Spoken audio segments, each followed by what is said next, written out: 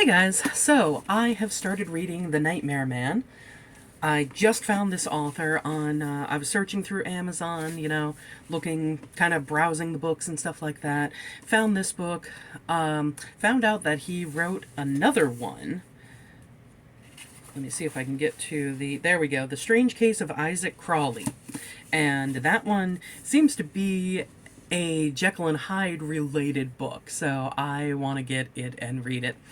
But I started this one last night, and it tells the story of an author who is, it's on the cusp of his new book's release. I believe called The Scarecrow? Yeah, his latest horror novel, The Scarecrow.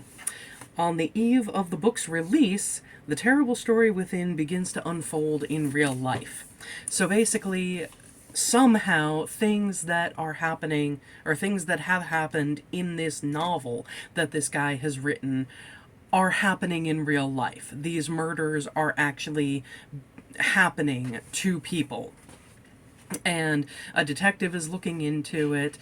And that's about all I know at the moment. Obviously the author is going to be a main suspect in what's happening.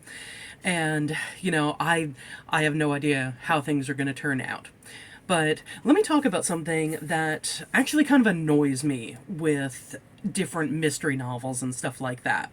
So, I'm only, how many pages am I into this? I'm 12 pages into it, but we've gotten a lot of information in those 12 pages.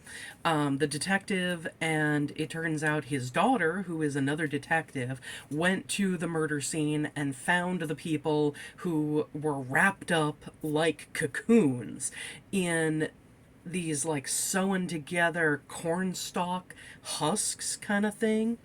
And just before that chapter, or maybe a prologue kind of thing, just before that first segment ends, the detective looks at one person and says, "Oh my God, this guy is still alive." So, you know, we have an alive witness or potential witness who could tell them what happened to the others. And when it gets to the author's perspective, because, he's the main character of the book, the one who wrote The Scarecrow, where the murders and such are happening in real life, it is obvious that he and his wife are having major issues. I don't doubt that they are on the cusp of divorce, and of course he's depressed, he has a drinking problem, he's keeping things from her. All this has been indicated in these first 12 pages. And I find that that kind of bugs me. Why does a main character have to have some kind of either tortured backstory or marriage on the cusp of divorce kind of thing, or a combination of the two? That his marriage is on the cusp of divorce because of a tragic backstory that he refuses to confide in her. And it's like, why are you getting married if you don't trust the person? If you're not going to confide in them, if you're not going to open yourself up to that kind of vulnerability to another person, why are you attaching your life to them through matrimony? It just does not make sense to me. And this is why I'm single. I've had relationships, and honestly, they've all sucked. There are reasons why I'm single. Not the least of which are my high standards as far as guys that have gone into place because of said exes. But another reason that I'm single is that I doubt my ability to find someone who I would want to trust that much and be that vulnerable around. So if I'm not willing to open myself up to that with another person, what's the point? But yeah, I find that trope kind of really bothers me, because you can still have a mystery novel, a horror novel, a suspense novel, a thriller novel with a healthy, a mentally healthy main character.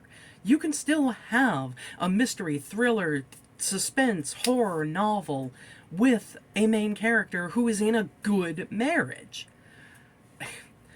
I feel like it throws in needless wrenches into the entire thing, because I guarantee these are my predictions for this novel. As it goes on, I feel like there's going to be some kind of supernatural element, especially since it's called The Nightmare Man.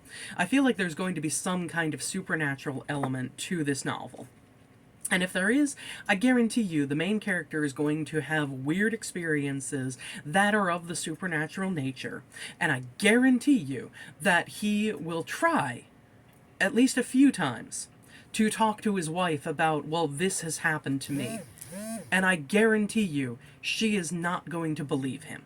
She is going to just completely dismiss things, say that he's imagining stuff, and it's going to drive him further into drinking, into isolating himself, into not being there for his family.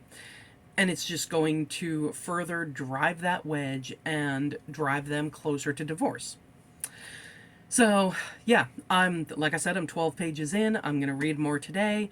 Hopefully I will finish it before Friday, so I can tell you if these predictions were correct.